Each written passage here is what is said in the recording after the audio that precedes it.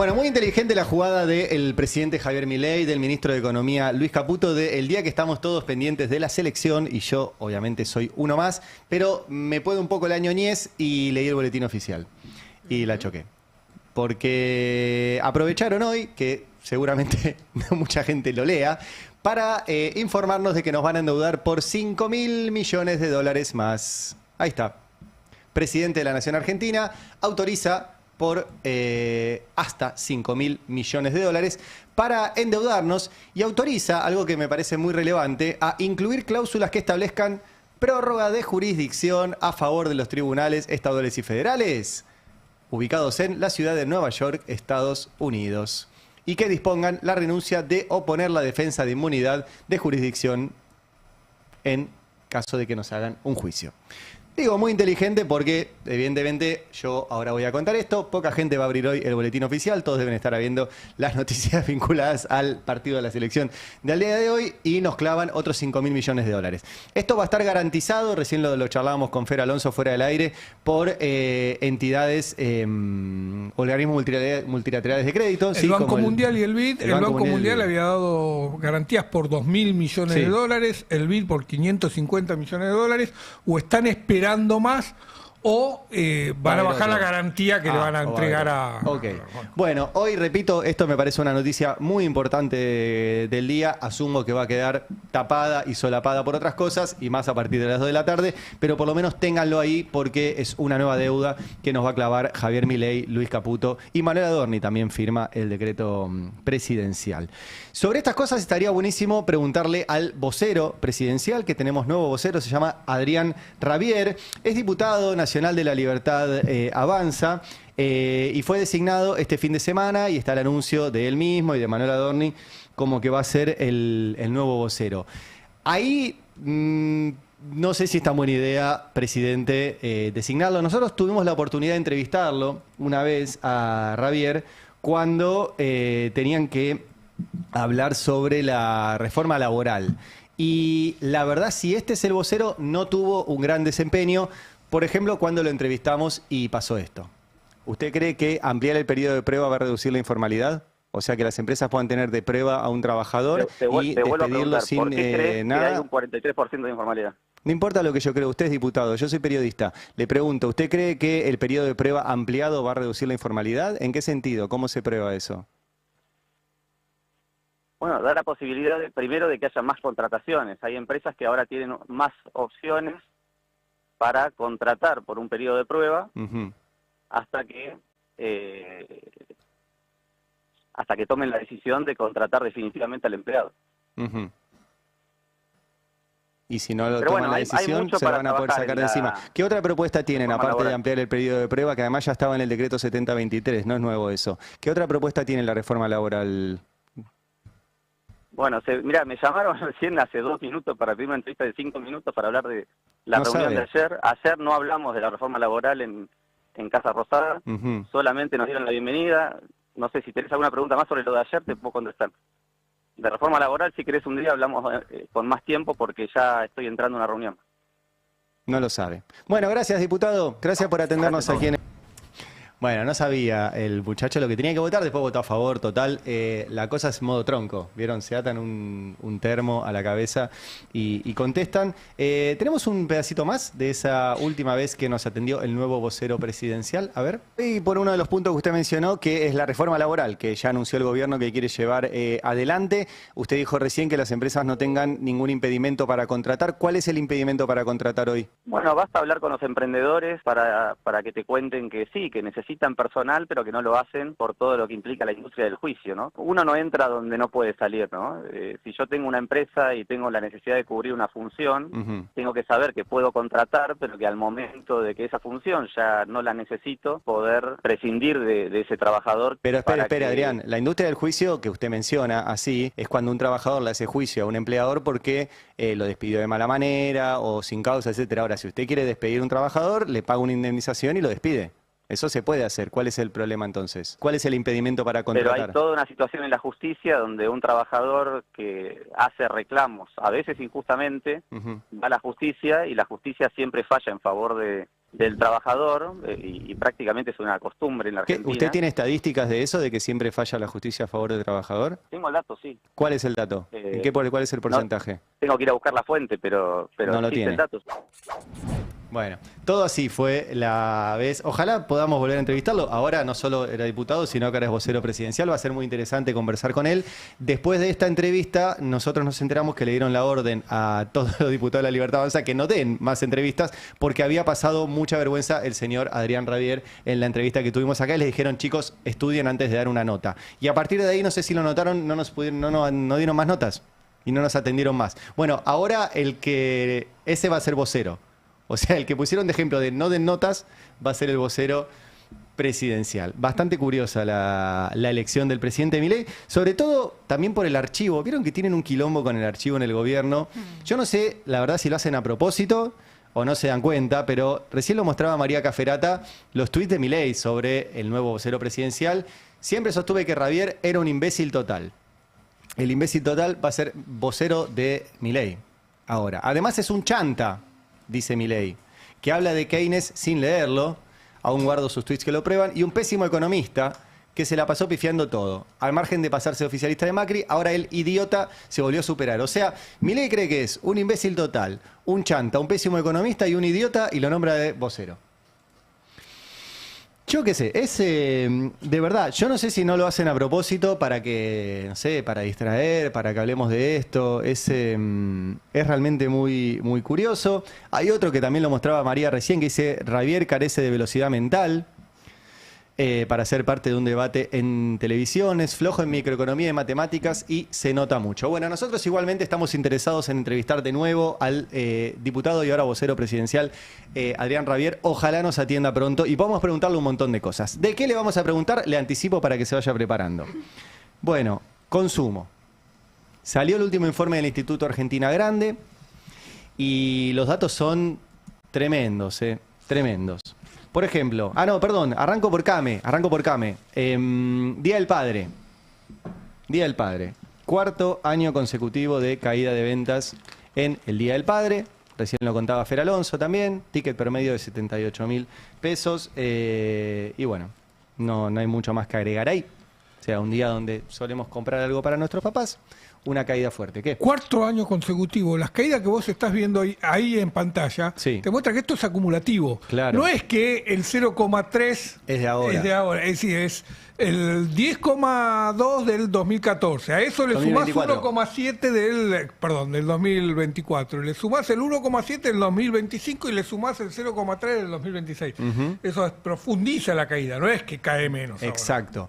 Datos de Came. Sí, datos de Came. Ahora sí voy al Instituto Argentina Grande, cosas que me gustaría preguntarle al nuevo vocero presidencial. Por ejemplo, ¿qué opina de que en 2 años más de 1 millón de personas perdió la cobertura de salud? Sería una pregunta para hacerle al vocero presidencial, ¿sí? 1.015.144 personas perdieron la cobertura de prepaga mutual u obra social con Milei. Tremendo. Vos me dirás, pero 1 millón de personas no perdieron el trabajo. Claro, porque esto incluye a las familias.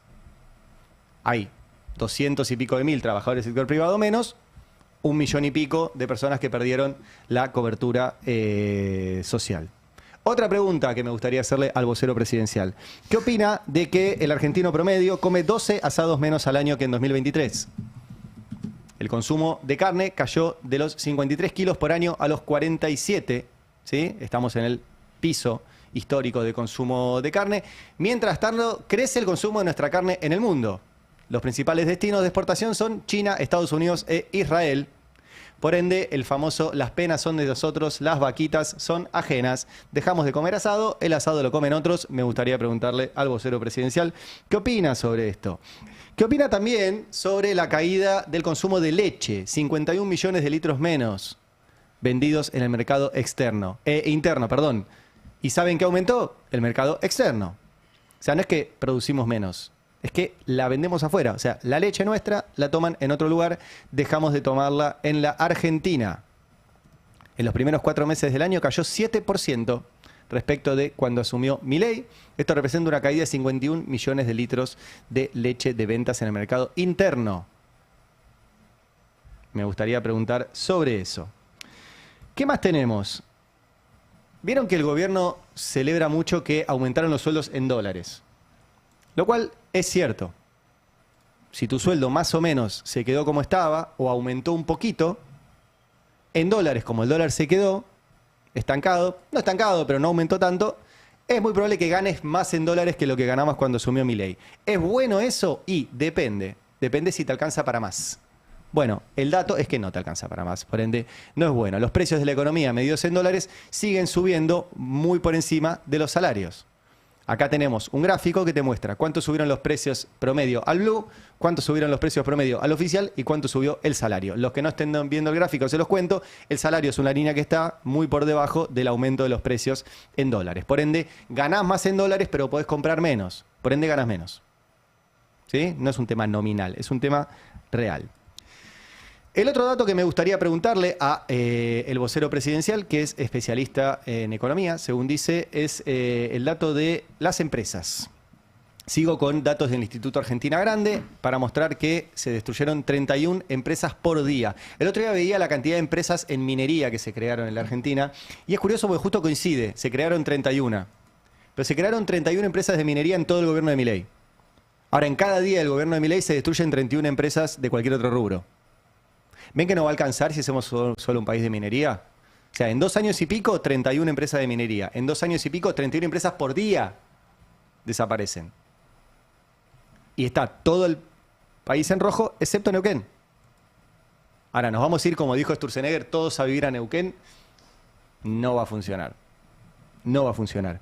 Y esto, hago un paréntesis del Instituto Argentina Grande para ir al economista Ernesto Matos, que también tomó este dato, lo puso en la línea histórica, y es tremendo porque Milei destruyó más quits que la pandemia. Tenés que ser peor que una pandemia, ¿eh? Donde se frenó todo el país, el planeta, todos adentro de casa, qué sé yo. Milei destruyó más quits, más empresas que la pandemia. Obviamente más que Macri y obviamente más que Alberto y Cristina, que en esos años crecía el número de quits, de empresas. Bueno, tenés que ser peor que la pandemia, sin pandemia, ¿no? Es muy fuerte el dato. Obviamente esto acarrea un problema de empleo. Vuelvo al último estudio del Instituto Argentina Grande. Acá vemos de vuelta 257 trabajos privados por día. ¿Sí? O sea que son 10 por hora, ¿estoy viendo bien? ¿Sí? Dividido 24, 10 por hora. 10 personas se quedan sin laburo cada hora en la Argentina, excepto en 2 provincias, en Neuquén y en Río Negro, donde solamente sube por la minería y el petróleo. El resto del país está quedando afuera de todo eso. Hay otro dato que salió el fin de semana, en este caso de CP Consultora, que te muestra la masa de ingresos, que es de todo lo que se está generando, cuánto va a salario. Este es un dato muy interesante porque vieron que el gobierno dice crece el PBI, crece la actividad económica, crece el EMAE. Y vos decís, eso es cierto. Si vos mirás el total, creció la actividad económica. Ahí está reflejado en el gráfico. Ahora, en el mismo gráfico, si vos lo pones la masa de ingresos, o sea, lo que nos ingresa a los trabajadores, ven que baja. Este gráfico lo que te muestra es que está genial que un país crezca, que un PBI crezca, que la actividad económica crezca, no significa que automáticamente vayamos a vivir mejor. Es más, en el caso argentino no sucede.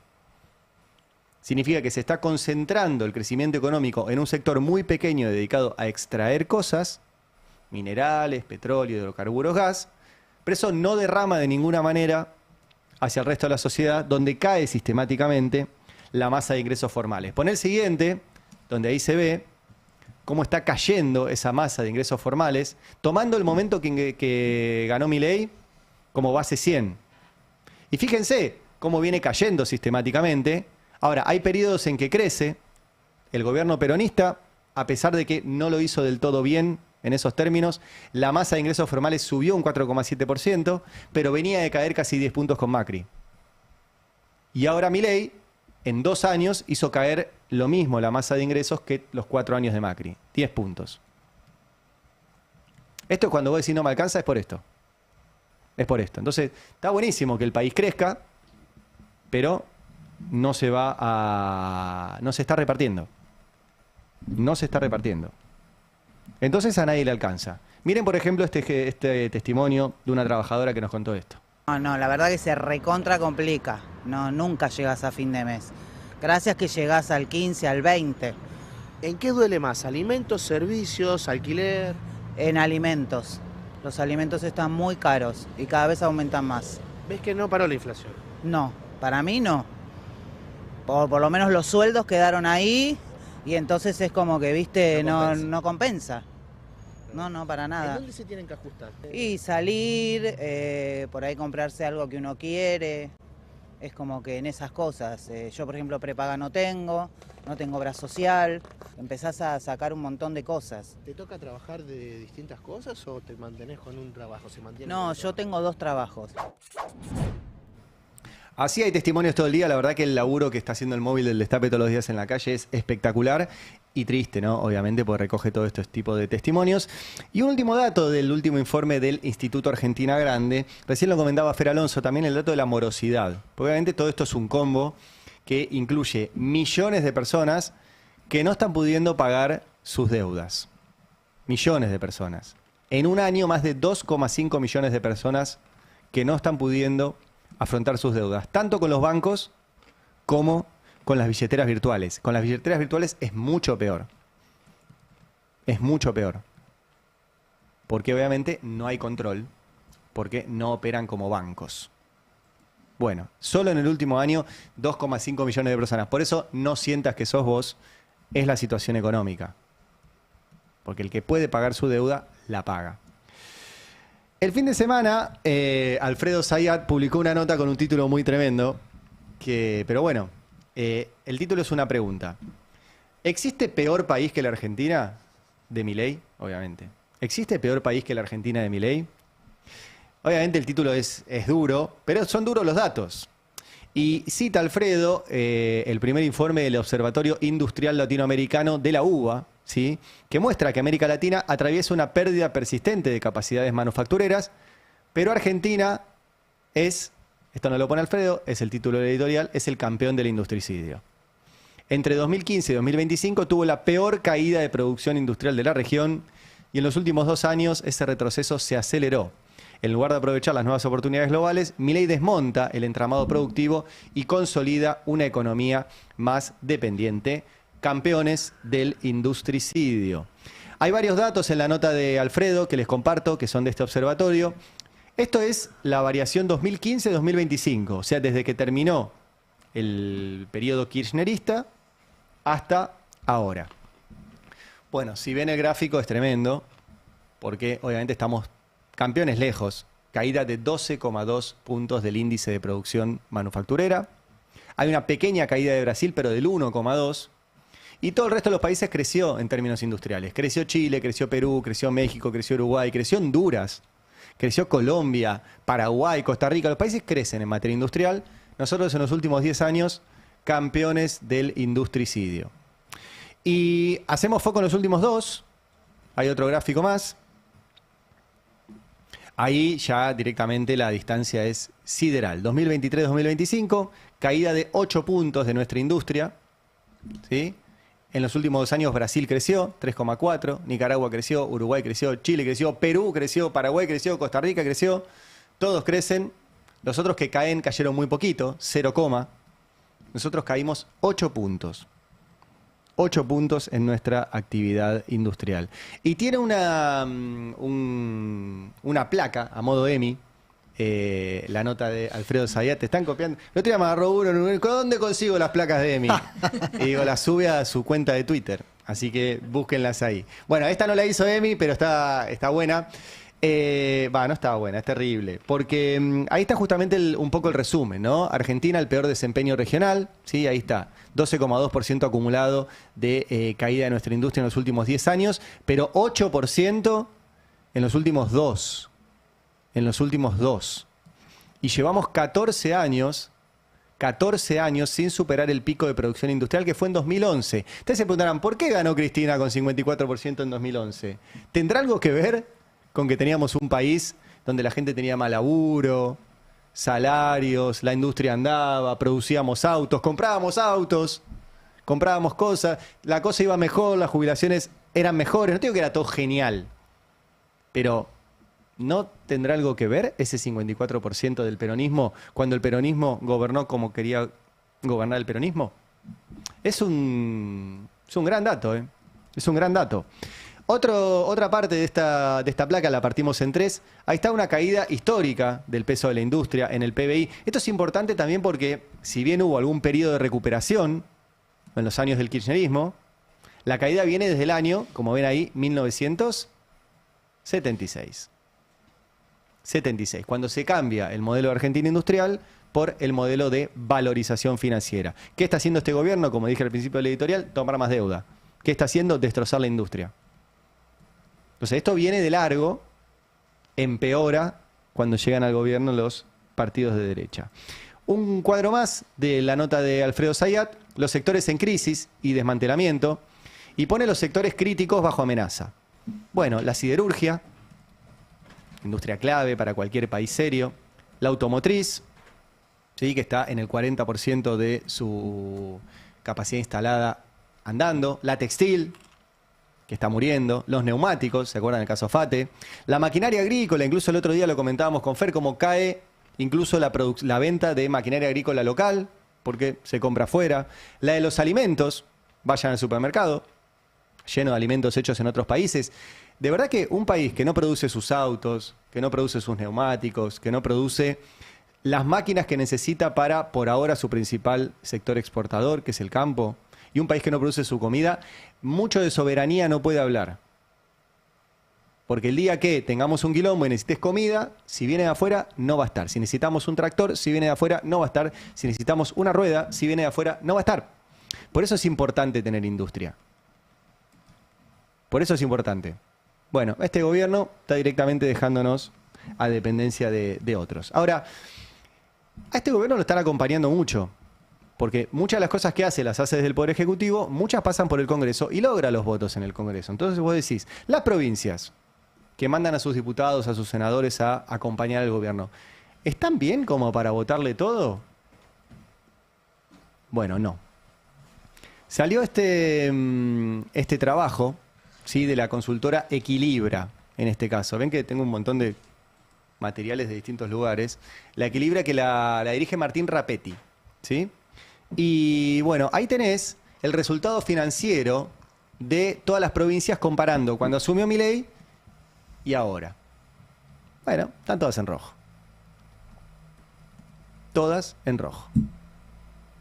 Hay alguna excepción por algún momento particular, pero si ven la diferencia y cómo ha empeorado de 2024 a 2025, todas han caído en rojo. Muy bien no les está yendo. Y una de las cosas que les pasó a todas las provincias, casi todas, es que les cayó la coparticipación. Perdón, miento, a todas. A todas. A todas. Algunas menos, pero a todas. Este gráfico que les estoy mostrando es la caída en la coparticipación de todas las provincias argentinas. Algunas peor. Algunas peor. Incluso Ciudad de Buenos Aires es la que más le bajó, pero tiene mucho más recursos propios. San Luis, San Juan, Mendoza, Formosa, Chaco, Corrientes. Esas son las que más les bajó. Pero el promedio es una caída del 2,5 en la participación. Entonces, ¿les sirve a las provincias esto como para acompañar todo el tiempo? Digo porque ahora se viene el Super Rigui. Y van a decir, no, pues esto nos va a venir muy bien para las inversiones en las provincias. La verdad que no.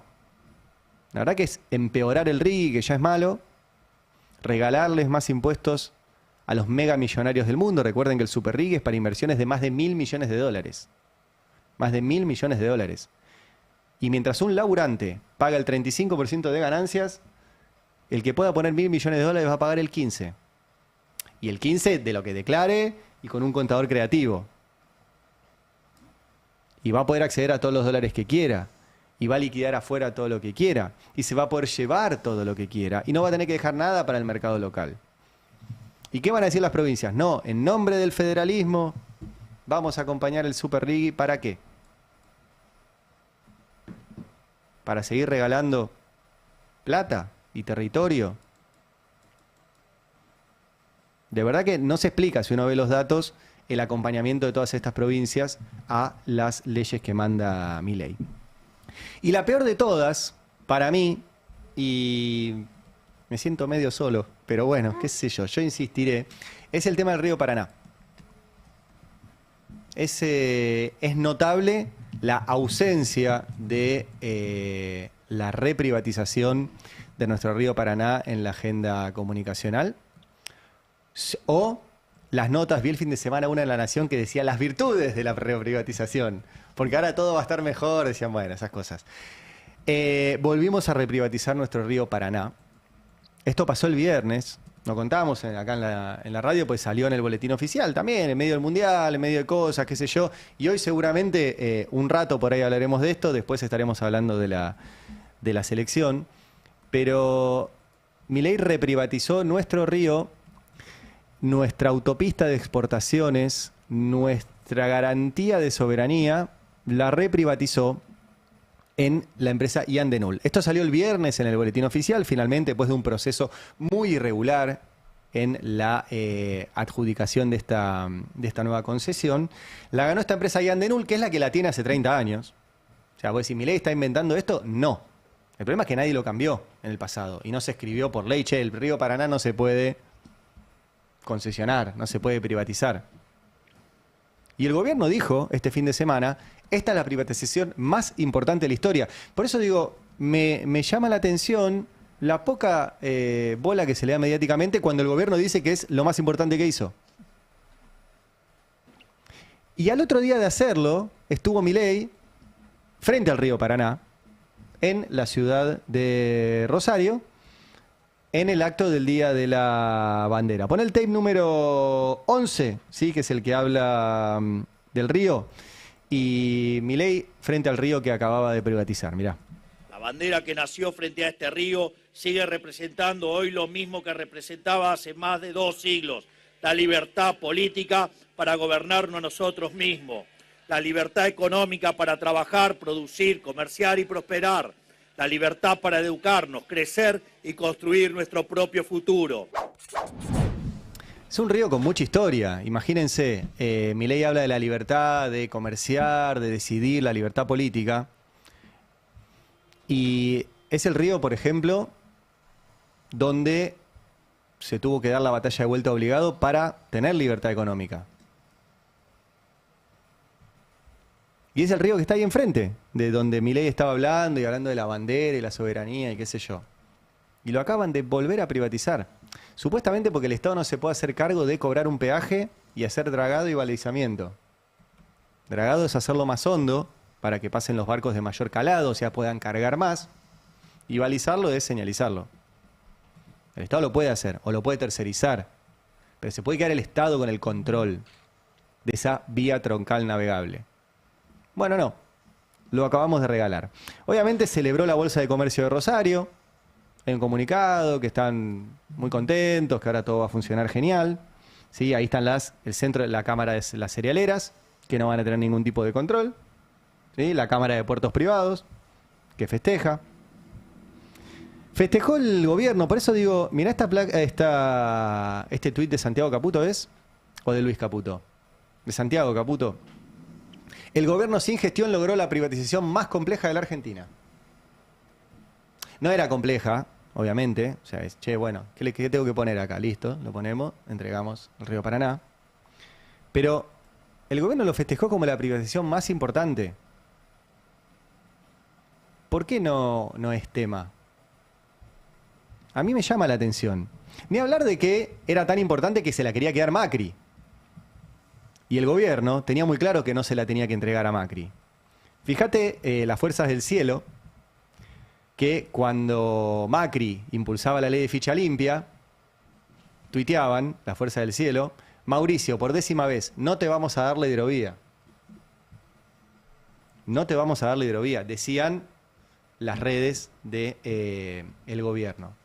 Entonces, ahí había un tema clave. Salen por ahí el 80% de nuestras exportaciones. Y ahora va a estar controlado por una empresa de origen belga, radicada en la guarida fiscal de Luxemburgo, pero sobre todo,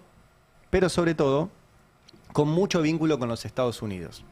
Estados Unidos tiene particular interés en nuestro río Paraná, en todas nuestras vías navegables, en nuestros puertos de aguas profundas y en nuestros minerales críticos. Y es uno de los tantos casos donde decís, seamos como Estados Unidos, muchachos. Seamos como Estados Unidos. Yo quiero que seamos como Estados Unidos con nuestro río Paraná. Porque Estados Unidos tiene un río muy parecido, que es el río Mississippi. Les muestro el mapa, que está bueno para que se entienda. Ahí tienen el mapa de Estados Unidos y tienen la cuenca del Mississippi, la mayor navegable del mundo. Como ven, el río Mississippi atraviesa todos los Estados Unidos. Es muy importante para Estados Unidos.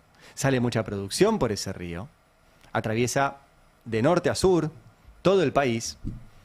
Y yo te digo, loco, seamos como Estados Unidos, que no privatiza su río. ¿Quién controla el río Mississippi? El Cuerpo de Ingenieros de las Fuerzas Armadas de Estados Unidos. 2.900 kilómetros.